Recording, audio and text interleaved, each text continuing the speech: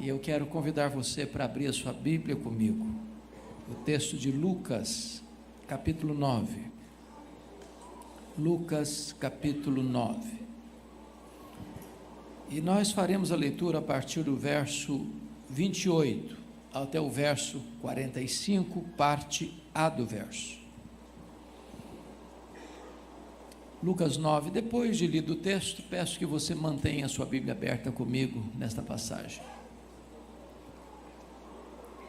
O texto diz assim: cerca de 8 dias depois de proferidas estas palavras, tomando consigo a Pedro, João e Tiago, subiu ao monte com o propósito de orar. E aconteceu que, enquanto ele orava, a aparência do seu rosto se transfigurou, e as suas vestes resplandeceram de brancura.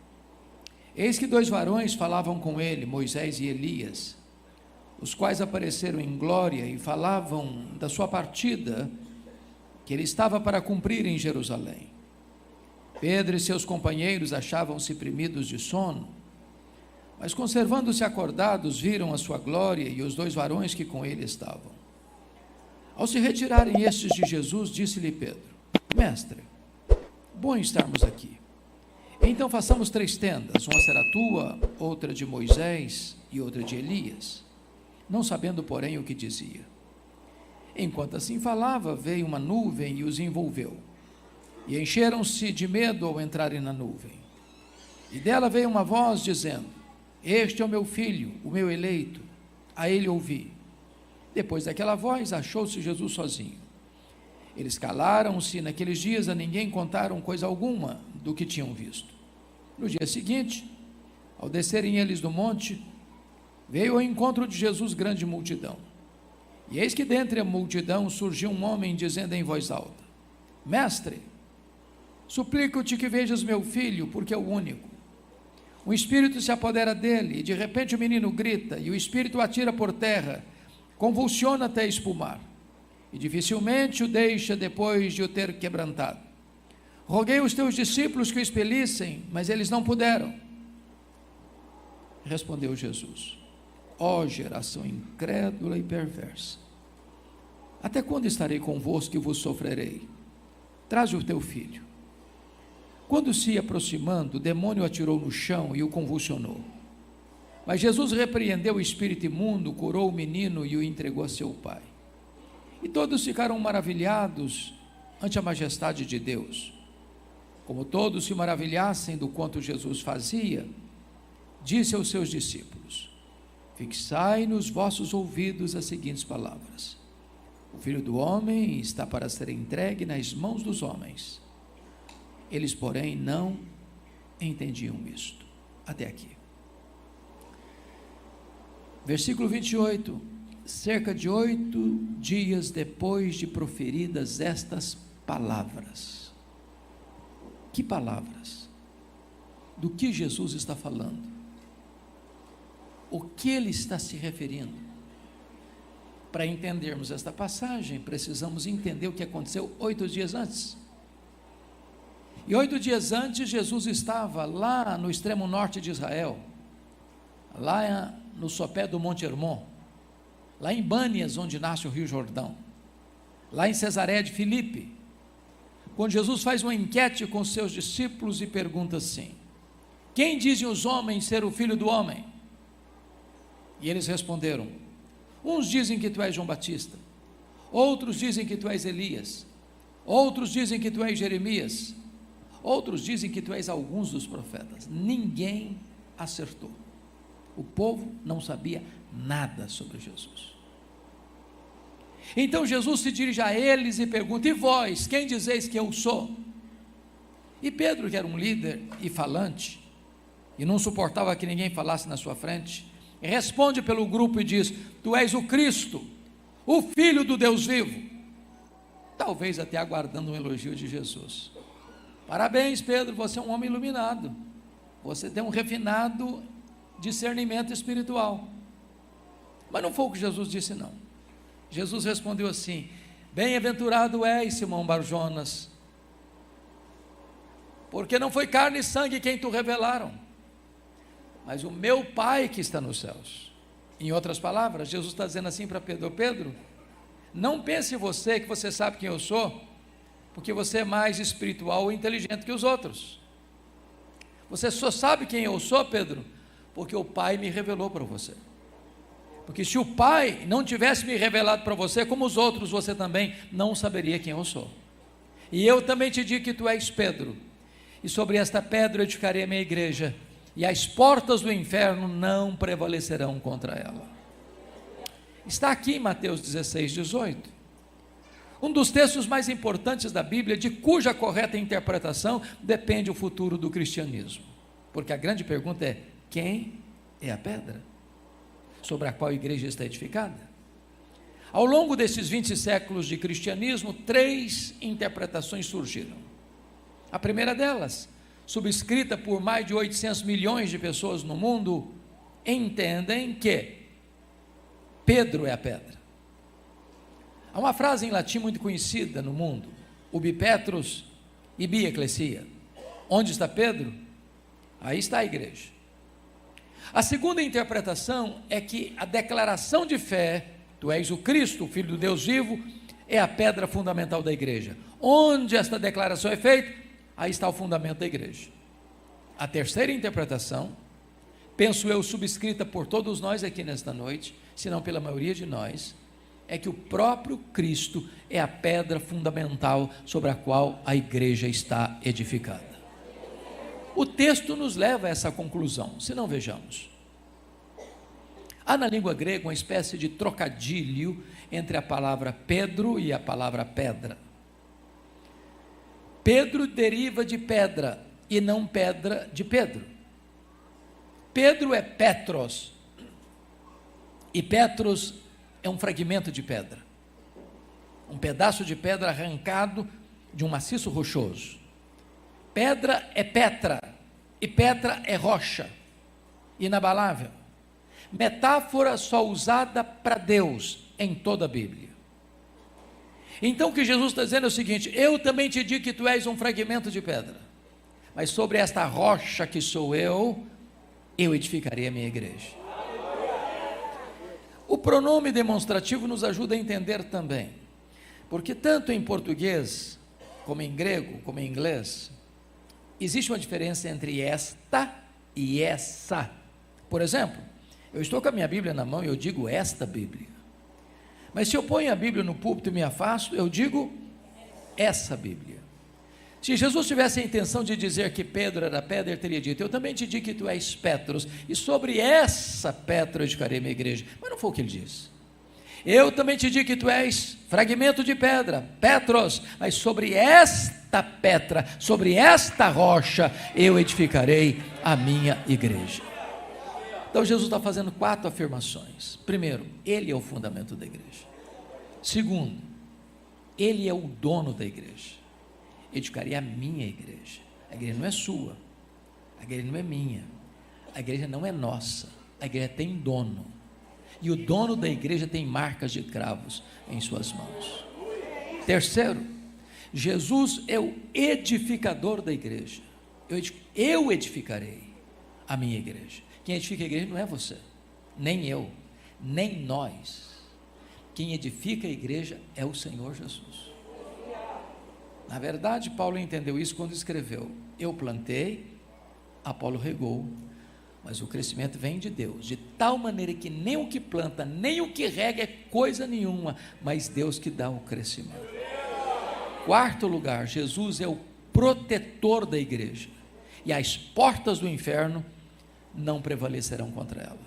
Não tem pobreza, não tem perseguição, não tem martírio que possa deter os passos da igreja.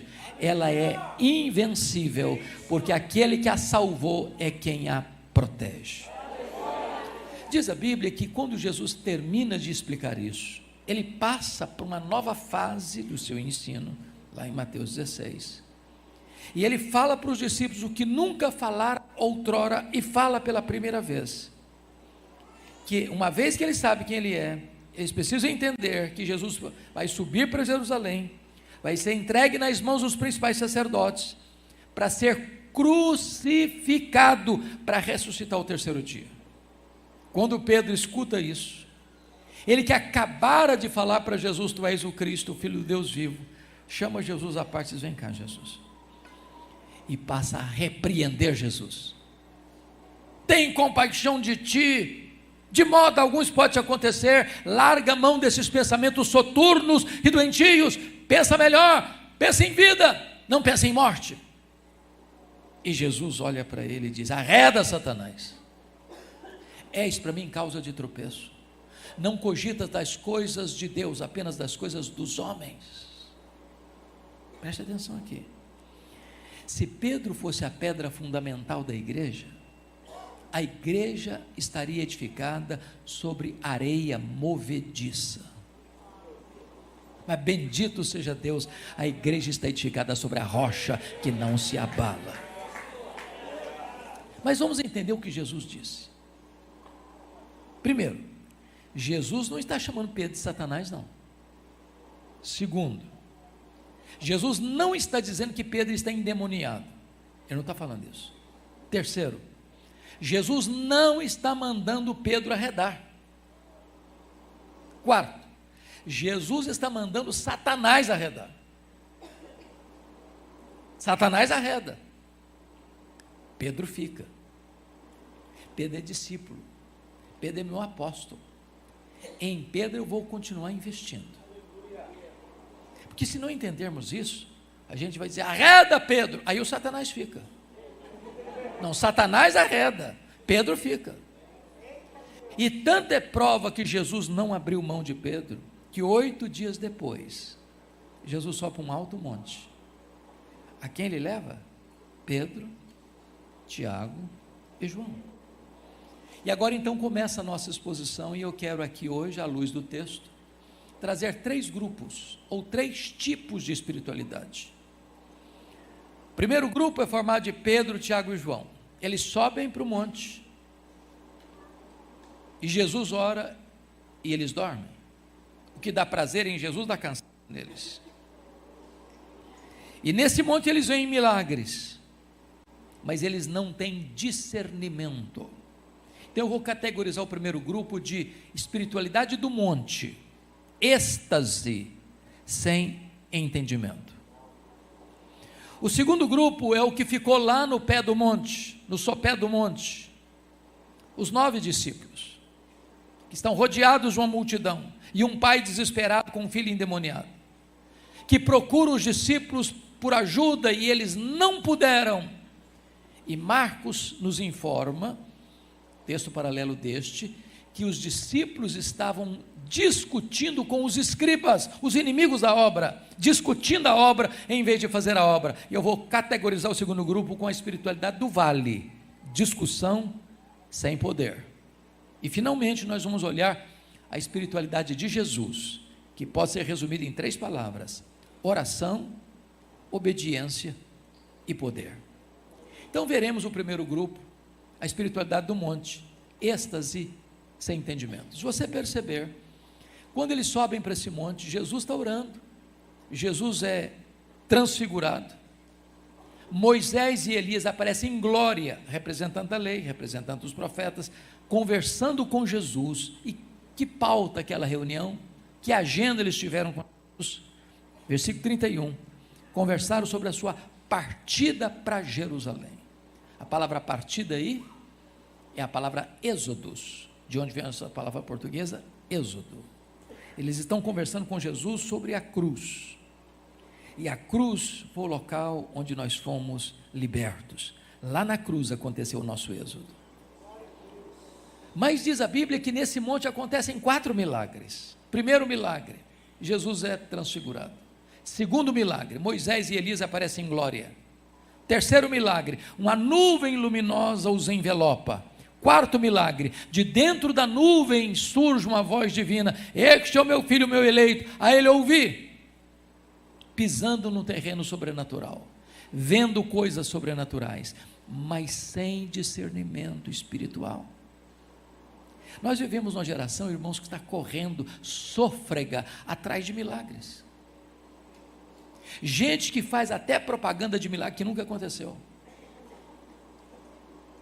E nós cremos em milagres, e nós oramos por milagres, E nós esperamos milagres, mas milagre não é o Evangelho.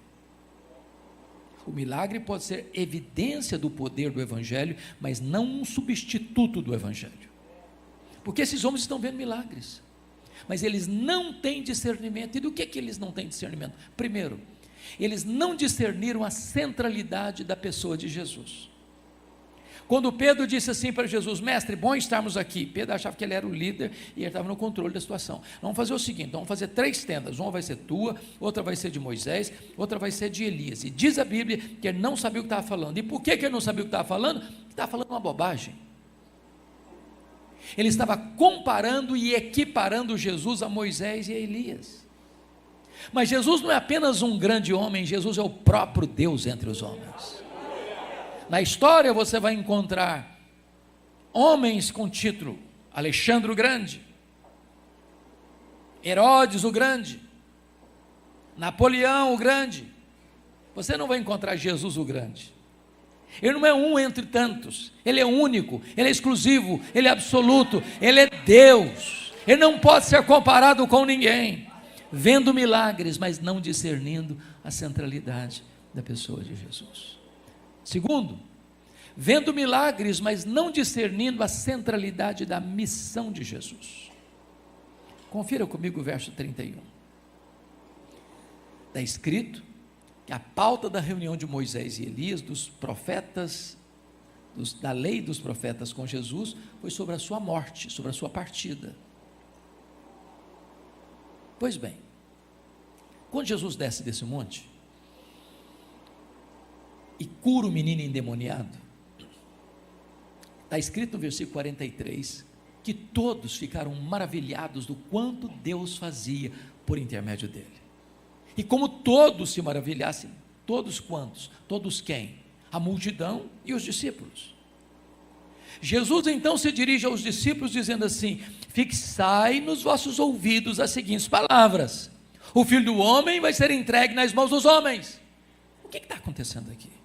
Parece que não tem muita conexão com o que Jesus está falando.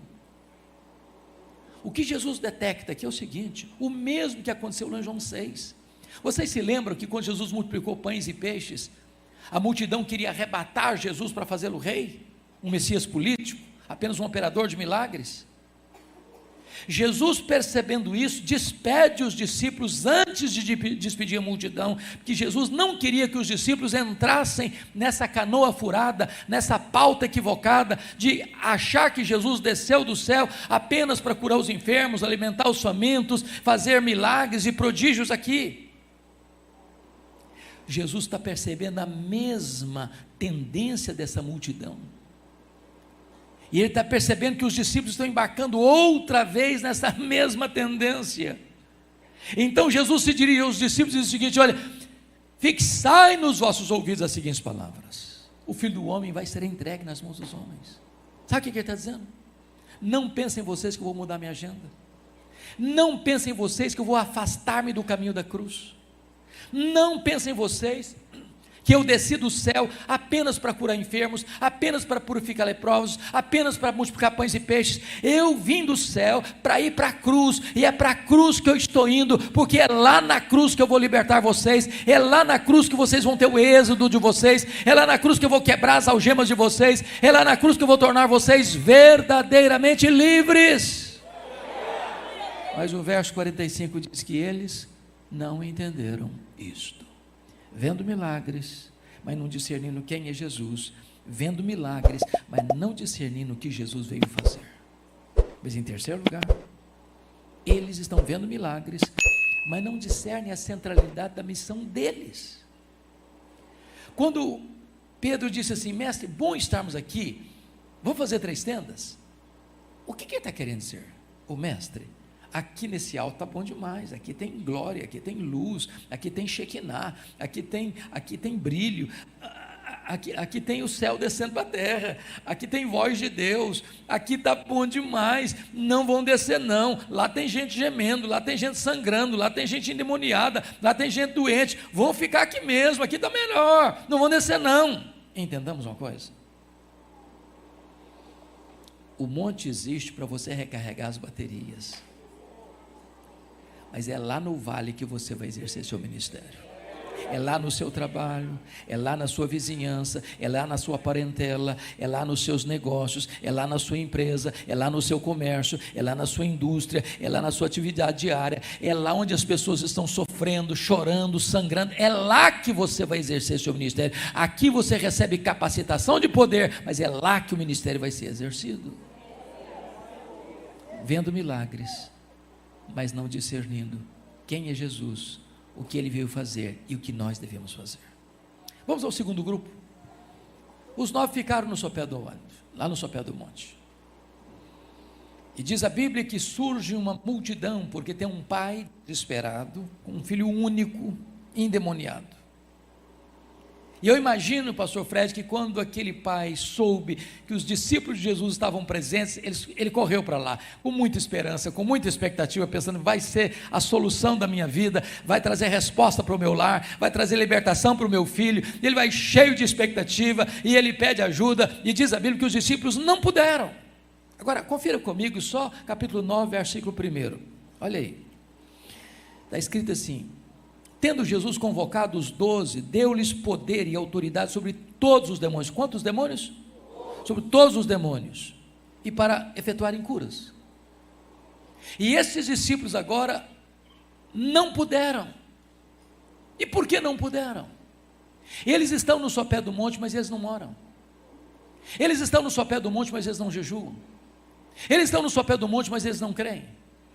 Eles estão no sopé do monte, mas eles estão, conforme Marcos 9, discutindo com os escribas, os inimigos da obra. Preste bem atenção aqui. Há espaço na agenda da igreja para apologética.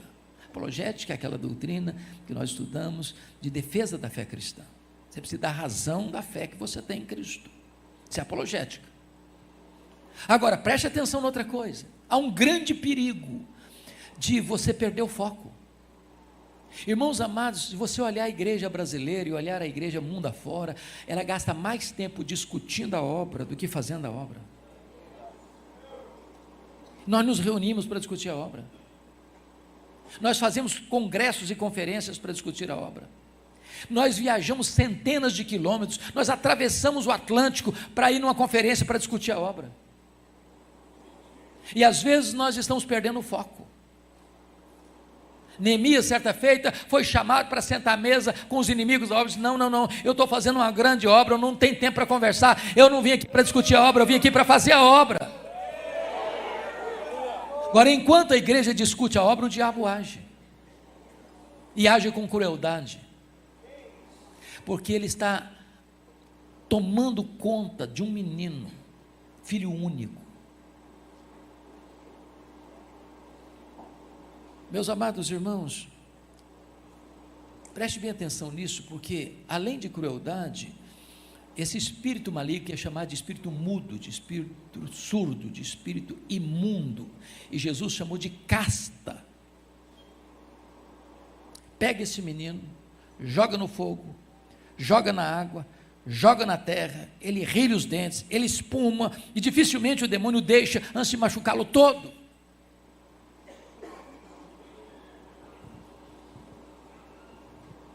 Eu não tenho dúvidas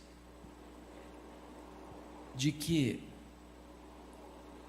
há um grande investimento das forças ocultas das trevas e das forças humanas para destruir as crianças e a juventude da nossa geração.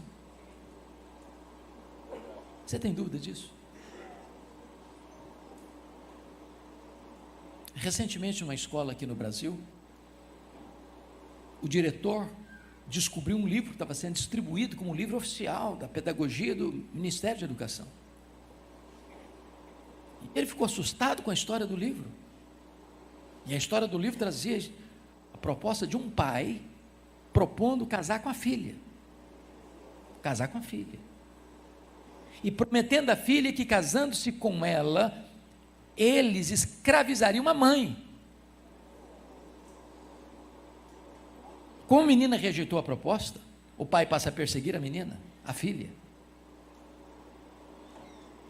Porque a filha rejeitou o pai entrega a filha para casar com outro homem, e a filha comete suicídio diante desse abuso. E eu pergunto a vocês, que propósito tem um livro desse? Qual a finalidade? Que pedagogia é essa? Que lição quer passar? Qual a intenção? A não ser destruir a estrutura familiar, a não ser confundir a mente das crianças, a não ser trazer transtorno para a família, para a sociedade. Eu estava pregando num outro país, eu não vou mencionar o nome do país, e não muito tempo, uma mãe me procura aflita e disse: pastor, hoje o meu filho foi à escola pela primeira vez, 5 anos o menino, e no primeiro dia de aula, o professor pegou o menino e disse assim: você é quem vai decidir se você quer continuar sendo menino ou se você vai querer ser menina. Primeiro dia de aula, um garoto de 5 anos. E eu pergunto a vocês, com que propósito? Qual a intenção? A não ser confundir a mente, perverter a mente, destruir aquela criança tão precocemente. Podem ter certeza, muito da indústria cinematográfica, televisiva, dos programas que são feitos para o mundo infantil, não são compatíveis com a vida infantil. Há um empenho deliberado para se destruir os nossos filhos. Porque se você destrói as crianças hoje, você destrói as gerações amanhã. Quando esse pai chega para Jesus e diz: eu apresentei o meu filho aos teus discípulos, e eles não puderam. Jesus reage a esta fala com um suspiro de angústia e diz: ó geração incrédula e perversa, até quando eu vos suportarei? Nada machuca mais o nosso glorioso Redentor do que um crente fraco, apático, seco, árido, sem poder. Porque se nós estamos sem poder, não é porque não tem poder, porque toda a suprema grandeza do poder de Deus está à sua, à minha, à nossa disposição. Então Jesus faz uma pergunta para aquele pai: desde quando esse rapaz está assim? Qual foi a resposta do pai? Desde a sua infância. E a palavra infância no grego lá é a palavra brefos. E brefos descreve desde a vida intrauterina a primeira infância. Agora pense comigo, irmãos, o sofrimento desse pai e da mãe que está oculta no texto. Imagine uma criança, um bebê esquisito. Imagine comigo um menino que está brincando com os coleguinhas, de repente ele sai correndo desesperado e cai no fogo. Alguém tem que pular lá, tirar, senão ele se queima todo. Ele está brincando com os coleguinhas, corre e pula na água, e alguém precisa pular lá para que ele não morra afogado. Ou ele está brincando, o demônio joga no chão e ele machuca-se todo.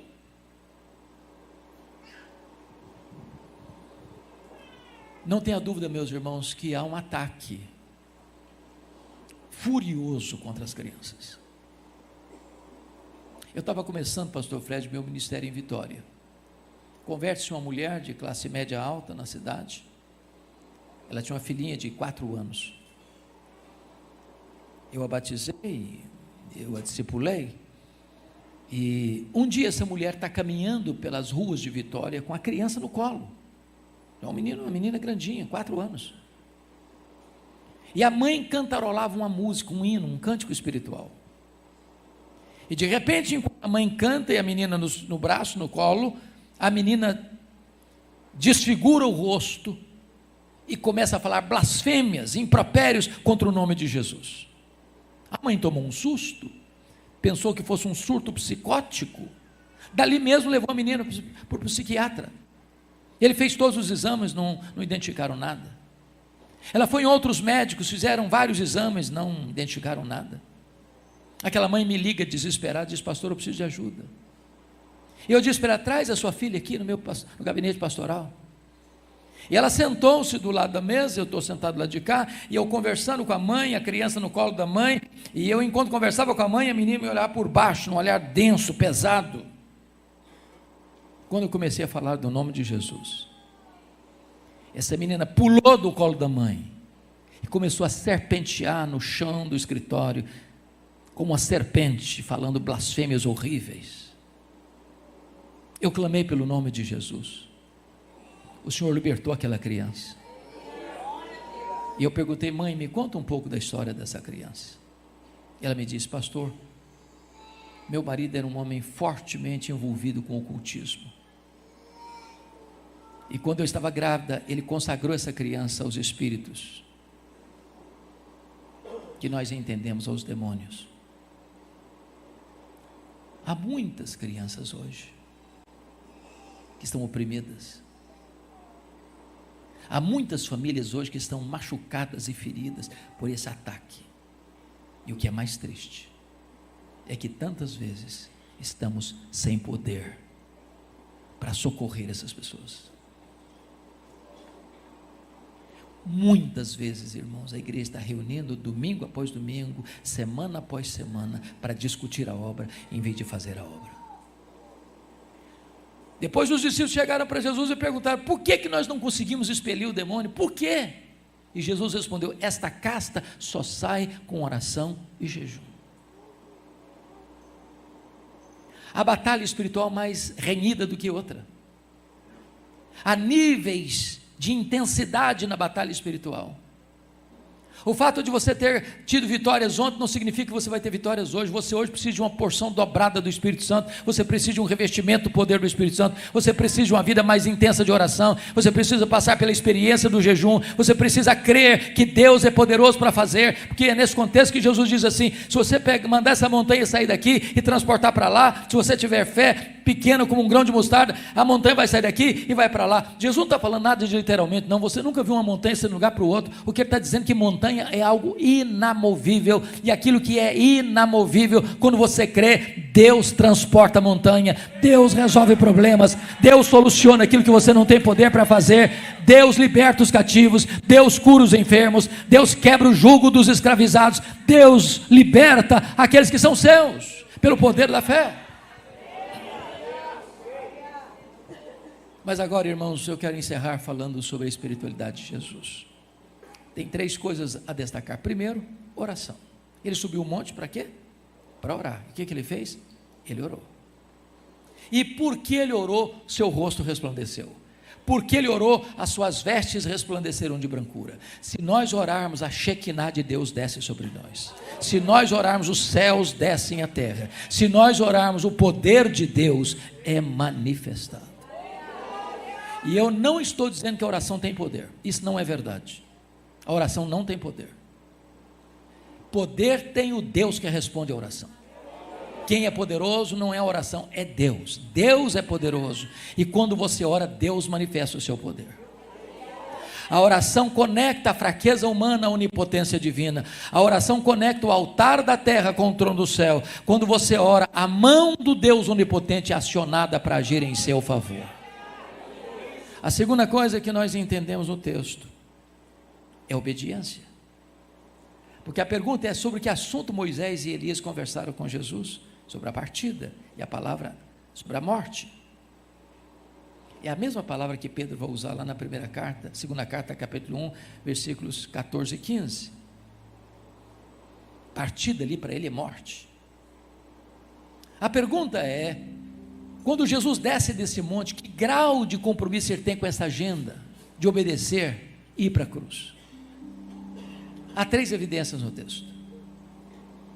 A primeira delas está no versículo 44, quando os discípulos estão embarcando novamente nessa admiração da multidão, de Jesus fazendo milagres, Jesus fazendo prodígios, e eles querendo o Messias apenas para aqui, para o agora, para os problemas do aqui e do agora. Então Jesus se volta para os discípulos e diz assim: fixai nos vossos ouvidos as seguintes palavras: o Filho do Homem vai ser entregue nas mãos dos homens, o Filho do Homem vai morrer, o Filho do Homem vai para a cruz, O Filho do Homem não vai mudar essa agenda. O Filho do Homem desceu do céu para cumprir essa agenda estabelecida na eternidade. Eu vim é para morrer e morrer pelos pecados de vocês, para que vocês tenham a vida eterna. A segunda evidência do texto está aí no versículo 51. Olha comigo. E aconteceu que, ao se completarem os dias em que devia ele ser assunto ao céu, manifestou no semblante a intrépida resolução de ir para Jerusalém. Eu gosto disso. Ele não mostrou covardia, medo, insegurança, não. Intrépida resolução de ir para Jerusalém. As pessoas podiam ver isso no rosto dele, no semblante dele. Ele foi para aquela cruz como um rei caminha para a sua coroação. Ele foi para morrer pelos seus pecados em seu lugar, como um rei caminha para a sua coroação. Ele vai fortemente, corajosamente. Versículo 53. Mas os samaritanos não o receberam, porque o aspecto dele era de quem decisivamente ia para Jerusalém, decisivamente para obedecer, e obedecer passando pelo caminho da cruz. Cristianismo é obediência, mas em último lugar, a espiritualidade de Jesus é a espiritualidade da oração, da obediência e do poder. Amados, a frase do texto é: eles, os discípulos, não puderam. Eles não puderam. E Marcos informa-nos, e só Marcos diz isso, que quando o menino chega, o demônio atira no chão, e Jesus dá uma ordem ao espírito mudo, surdo, imundo, à casta de demônios: sai desse menino, e nunca mais voltes a ele. É curioso que, quando você lê sua Bíblia, uma pessoa pode ser liberta de uma possessão demoníaca, e se ela não se arrepende e não crê em Jesus, os demônios podem voltar, e o segundo estado ser pior que o primeiro. Só que a ordem de Jesus é categórica: sai e nunca mais voltes. Sabe por quê? É porque Jesus tem poder. Ele tem todo o poder. Quando ele dá uma ordem, o sol para. Quando ele dá uma ordem, as estrelas aparecem. Quando ele dá uma ordem, o mar se acalma. Quando ele dá uma ordem, o vento cessa. Quando ele dá uma ordem, os anjos saem para atender sua ordem. Quando ele dá uma ordem, os demônios têm que bater em retirada. Ele tem todo o poder nos céus, na terra e debaixo da terra. Ele tem todo o poder. A igreja precisa de poder, porque não há cristianismo sem poder. E poder não se aprende na academia, poder não se aprende nos bancos, poder não se aprende nem mesmo lendo os melhores livros da história. Poder se recebe de joelhos, poder se recebe em oração. É por isso que Jesus diz: essa casta não sai senão com oração e jejum. Eu quero terminar trazendo a vocês uma experiência que eu tive há alguns anos. Eu fui convidado para pregar na formatura do Seminário Presbiteriano de Recife. E depois do culto, um dos formandos veio a mim para me contar a sua experiência, com lágrimas nos olhos. Naquele ano, ele era o 4º ano, o último ano do seminário. Ele recebeu um convite de uma das maiores igrejas nossas, de uma das mais belas capitais, para ser o conferencista de 3 dias, sexta, sábado e domingo. Isso não é comum no nosso meio, um seminarista ser o pregador oficial de uma grande conferência, de uma grande igreja. Até costumo brincar que todo seminarista do 4º ano está se formando, tem uma leve sensação de que é um forte concorrente com Charles Haddon Spurgeon. Então, ele empacotou seus melhores sermões, botou o seu melhor terno na mala e partiu para aquela cidade, e foi hospedar-se logo na casa do pastor. Sexta-feira à tardezinha, antes de se prepararem para ir para a igreja, um fato aconteceu. Uma mulher desesperada bate à porta da casa do pastor: pastor, precisamos de ajuda. O que foi? A nossa vizinha está endemoniada, está quebrando tudo dentro de casa, ninguém tem coragem de enfrentar a situação, tem uma multidão ao redor da casa, está todo mundo com medo. o pastor calmamente disse: minha irmã, que coisa interessante, acaba de chegar de Recife um santo homem de Deus, preparado para essa tarefa. O seminarista começou a tremer as pernas e começou a gaguejar. Eu só vim dizer para o senhor que eu estou indo embora. Não, o pastor não deixou ele embora não, pegou ele pela mão, saiu andando no meio da rua. De longe escutaram os gritos cavernosos daquela mulher. Quando chegaram em frente à casa, uma multidão presente. O pastor olhou para o seminarista olhou para o chão. E o pastor disse: seminarista, o caso é todo seu, pode entrar na casa. O seminarista entrou com muito medo. A mulher estava com seus cabelos desalinhados, com seu rosto desfigurado. E quando ele tentou formular a primeira frase, ela lhe deu uma bofetada na cara e o jogou ao chão. Um homem de quase 2 metros de altura. E ele ficou no chão mais de 1 hora, prostrado, nocauteado. E a mulher endemoniada ao redor dele, bufando como uma fera selvagem.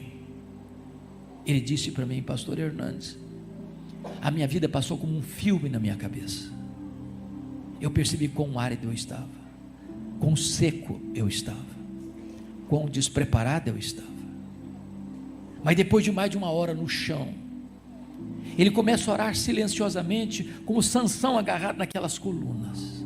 Diz: meu Deus, eu ainda sou teu servo, Senhor, restaura minhas forças, restaura minha autoridade, não me deixe envergonhado, meu Deus.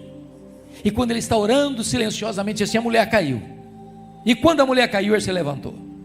Porque diante de Deus, humildade, mas diante do diabo, autoridade.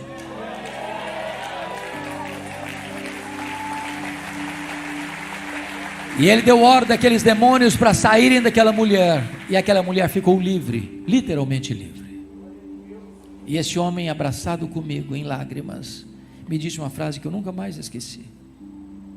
Ele me disse: pastor Hernandes, eu entendi naquele dia que não basta ser crente, não basta ser líder, não basta ser seminarista, diácono, presbítero, pastor, missionário, bispo,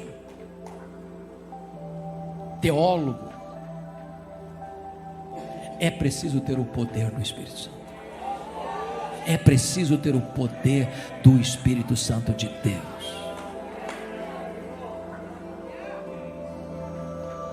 O Senhor Jesus, antes de enviar a igreja ao mundo, enviou o Espírito Santo à igreja. E hoje você e eu precisamos desse poder. Que nós evitemos a espiritualidade do êxtase sem entendimento. Que nós evitemos a espiritualidade da discussão sem poder. Que nós olhemos para Jesus e aprendamos com Ele orar, obedecer e exercitar o poder que vem do alto, para que os cativos sejam libertos, para que os enfermos sejam curados, para que a obra de Deus alargue as suas fronteiras. Que Deus nos abençoe.